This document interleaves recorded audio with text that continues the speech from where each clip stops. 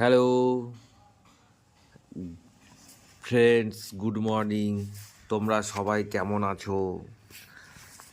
আজকের নিত্য ধরনের একটা মালা কাটা হলো। তোমরা কমেন্ট করে বলো কেমন হয়েছে। সুন্দর মালা। শুভ সকাল। ফুলের গন্ধে আর ঘুম আসে না, তবু জেগে পড়তে হয় মালার জন্য।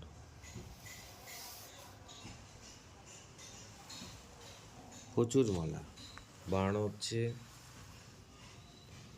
তোমরা দেখতে পাচ্ছ।